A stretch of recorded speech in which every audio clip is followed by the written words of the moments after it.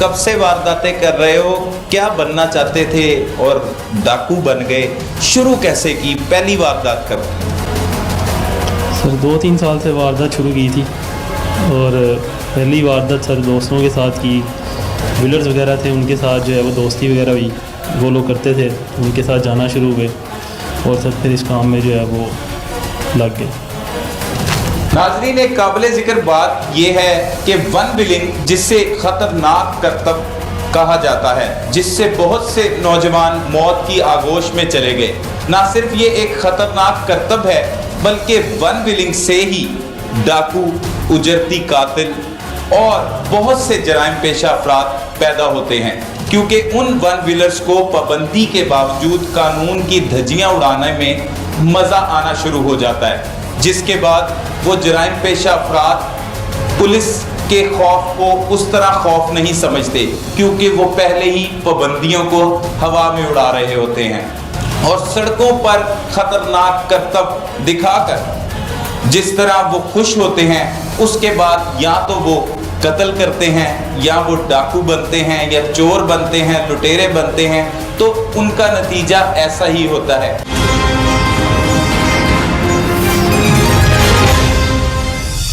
यहाँ भालू के जुर्म की कहानी वन विलिंग से शुरू हुई और इसके शौक नाजायज ख्वाहिशात में बदल चुके थे।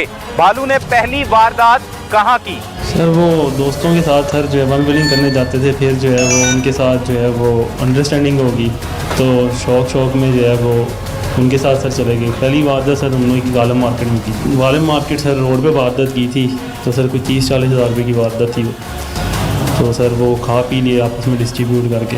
कितने लोग थे? 4 लोग थे। 4 लोग। तो क्या खाया, उसका क्या लिया? सर कपड़े वगैरह ले लिए थे सर। कपड़े कौन से लिए? Sir branded? नहीं सर, पेस वगैरह से शॉपिंग वगैरह की। अच्छा, कितने कितने पैसे हिस्से में आए? सर ये कोई 9-10 हज़ार रुपये। फिर उसके बाद दूसरी वारदात कब की? सर उसके बाद दूसरी वारदात सर कोचर से बात की। कैसे की?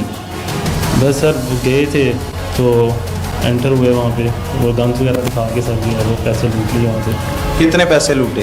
सर ये कोई सर 70-80 हज़ार रुपये। 70-80 हज़ार रुपये। तो फिर उसके बाद सर उसके बाद अगले दिन अरेस्ट हो गए थे सर, फिर जेल चले गए सर। पुलिस ने पकड़ लिया? हाँ जी सर। सर फिर 7-8 महीने जेल रहे सर, उसके बाद रिहा हो के आगे वापस। किन किन थानों में पकड़े गए?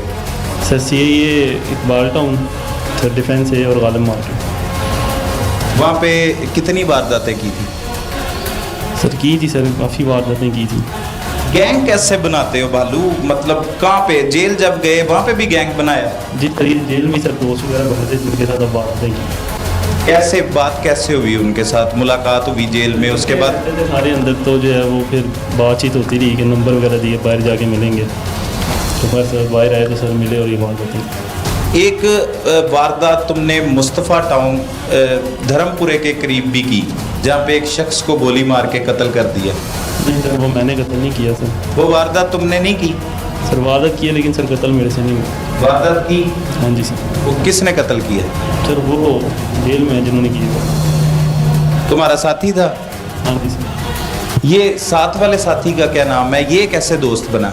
इसके साथ सर जेल में रब्ता हुआ था। जेल में रब्ता हुआ? कैसे हुआ रब्ता? सर इकट्ठे थे जेल के अंदर, तो वहाँ पे सर रब्ता हुआ था, फिर बाहर सर आके जो है वो मिले और सर वारदात की। वालिद क्या बनाना चाहता था आपको? सर दायरा वो तो यही चाहते थे कि वो अच्छा इंसान बने पढ़ लिख के, वो नहीं लिखता हूँ, वैसे उन्होंने घर से आग कर दी। घर से आग कर दिए? तो फिर बस सर उसके बाद जो है वो कहाँ रहते रहे? सर ये अपना किराए पे सर इधर कर लिया हुआ था निशात कॉलोनी में। तो फिर पुलिस ने पकड़ लिया? तो अब ये पकड़ने के बाद क्या फैसला किया, फिर वारदातें करोगे? नहीं सर, तो तौबा कर ली। ये भी उन्हीं जराइम पेशा अपराध की तरह तौबा करता हुआ दिखाई दे रहा है, जिस तरह अक्सर पुलिस के शिकंजे में आने के बाद मुल्ज़मान तौबा करते हैं। ये वो टीम है जिसने गिरफ्तार किया ज़ुबैर, सब इंस्पेक्टर इन्वेस्टिगेशन के, और बाकी तैयब साहब और दीगर अफसरान यहाँ पर मौजूद हैं जिन्होंने इस डकैत गैंग को गिरफ्तार किया। ज़ुबैर साहब, ये बताइएगा कि जब ये डाकू जैसे इंकशाफात कर रहा है, इसी तरीके से ये वारदातें करता रहा, और वारदातें का इसका तरीका क्या था, और ट्रेस करते हुए किन मसाइल का सामना रहा? ट्रेस हमने इनको किया, जैसे कि इंचार्ज साहब ने बताया, जियो फेंसिंग से और CDR से और जदीद तरीक़ाकार से हमने इनको ट्रेस आउट किया है। और ट्रेस करने में ज़ाहिर बात है काफ़ी मुश्किलात हुई हैं। इनका हमने गात लगा के इनको पूरा जाल बिछा के, जैसे कि इंचार्ज साहब ने बताया, इसमें हमने इनको अरेस्ट किया है। और ये वारदातें जो इंकशाफ की हैं, इन्होंने डकैती विद मर्डर की एक वारदात है। इसके अलावा KFC, डोसे, गोरमे और मुख्तलिफ ब्रांडेड वारदातों में ये मुलविस पाए गए हैं। तो आपने जब इन्हें गिरफ्तार किया, कोई मज़ामत का सामना तो नहीं हुआ?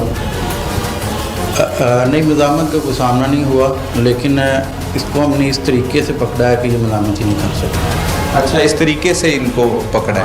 पूरी टीम हमारी जो है, हमने एक प्रॉपर प्लान बना के सेट आउट करके इसको पकड़ा।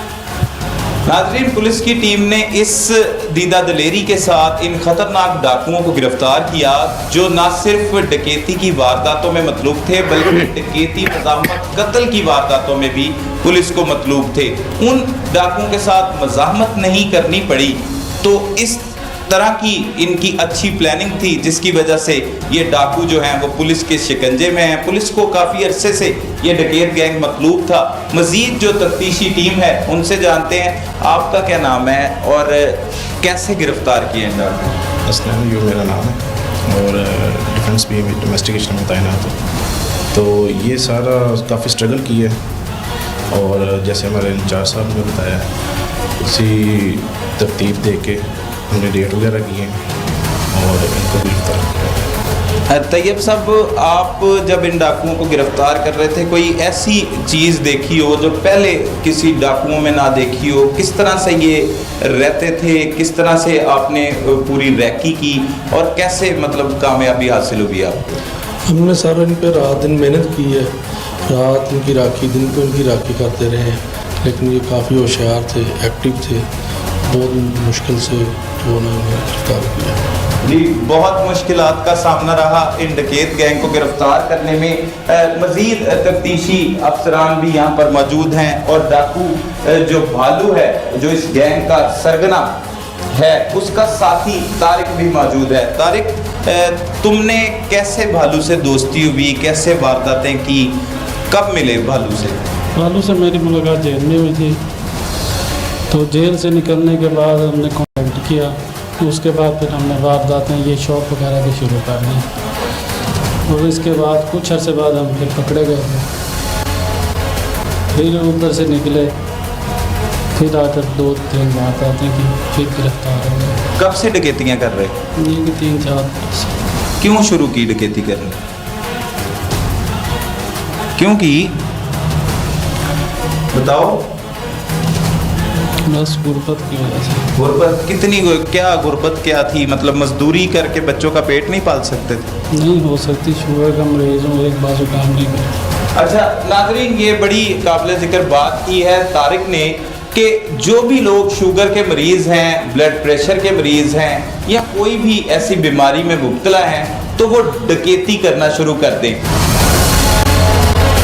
क्योंकि जिनसे मजदूरी नहीं होती वो वारदातें करें। क्योंकि ये गलत बात है, पुलिस ने आपके साथ जुल्म किया है, एक शुगर के मरीज़ को गिरफ्तार कर लिया, सिर्फ डकैतियाँ ही करते थे आप, वो कौन सा मतलब कोई इतना बड़ा काम तो आपने किया नहीं, तो ये ज़्यादती हुई आपके साथ? नहीं सर। नहीं, तो शुगर के मरीज़ डकैती करेगा आप, तो हर दूसरा बंदा शुगर का मरीज़ है।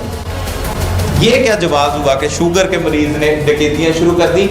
ये डाकू जो किसी के कमाए हुए पैसों पर राज करते हैं, अय्याशी करते हैं, अपने बच्चों का भी नहीं सोचते, ये वो लोग हैं। ये किस तरह से जवाब बनाकर शहरियों को लूटते हैं, कत्लो गारत करते हैं, और जब ये पुलिस की गिरफ्त में आते हैं तो इनके बयानात भी सुनने के काबिल होते हैं। तो अब ये एक नई बात तारिक से पता लगी है कि वो शुगर का मरीज़ है। अच्छा, शुगर के मरीज़ इलाज भी करवाते रहे हो इन्हीं डकैती के पैसों से? जी।